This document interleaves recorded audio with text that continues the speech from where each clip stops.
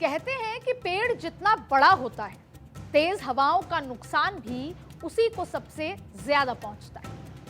मतलब आपका कद ही कभी कभी आपको खतरे में डाल सकता है। इस कहावत से नेता नगरी भी अछूती नहीं, या यूं कहें कि यह बात तो उनके लिए सटीक बैठती है। अब बिहार के नजरिए से राजनीति की कहानी को समझें तो नीतीश कुमार का कद भी आज उतना ही बड़ा हो गया। राजनीति की हवाओं के थपेड़े उन पर भी हावी हो सकते हैं। तभी तो कहते हैं कि बुलंदी देर तक किस शख्स के हिस्से में रहती है। बहुत ऊंची इमारत हर घड़ी खतरे में रहती है। तो क्या आज बिहार चुनाव से पहले नीतीश कुमार की बुलंद इमारत खतरे में है? और सवाल यह भी है कि क्या बिहार से लेकर महाराष्ट्र तक सियासत नर्वस 90s का शिकार है? मैं ये क्यों कह रही हूं, इसका जवाब मिलेगा आज के पॉलिटिकल कॉरिडोर।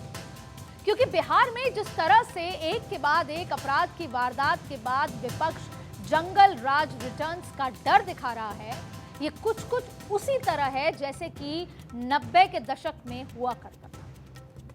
और इस बहाने बिहार में सियासत की स्टेज तैयार की जा रही है। चुनाव के मुद्दों की हांडी चढ़ चुकी है, नेता बयानों की बांसुरी बजा रहे हैं और नर्वस 90s वैसे क्रिकेट की दुनिया का टर्म है, लेकिन राजनीति की पिच पर भी उतना ही तर्कसंगत लगता है। जैसे क्रिकेट में 90 रन बनाकर खेल रहा जो बैटर होता है, अक्सर एक सी गलती कर अपना विकेट गंवा देता है, वैसे ही बिहार में कुर्सी कब्जाने की जंग में सियासत 90 के दौर में जाकर उन्हीं गलतियों को दोहराने की भूल करता दिख रहा है। बिहार के लिए ये नर्वस 90s साल 1990 का वो दशक था जिसे जंगल राज के नाम से जाना जाता था।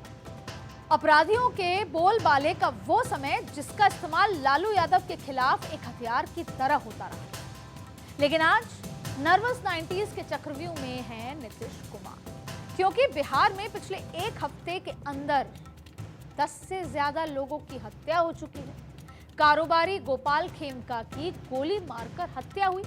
पूर्णिया में 5 लोगों को जिंदा जलाकर मार डाला। मुजफ्फरपुर में सरकारी कर्मचारी की चाकू मारकर हत्या और पटना के रानी तालाब में बालू कारोबारी को गोली मारकर हत्या कर दी।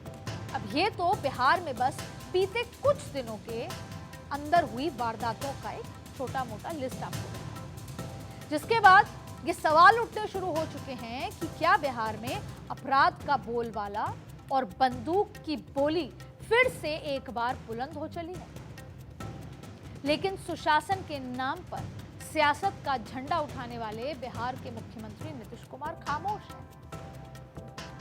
अक्सर ऐसे नहीं थे। इतना तमाशा होने के बाद, इतना अपराध बढ़ने के बाद नीतीश कुमार चुप बैठ जाएं, ये एक बड़ा सवाल उनकी खुद की पार्टी और अलायंस के लोगों के बीच में खड़ा हो रहा है।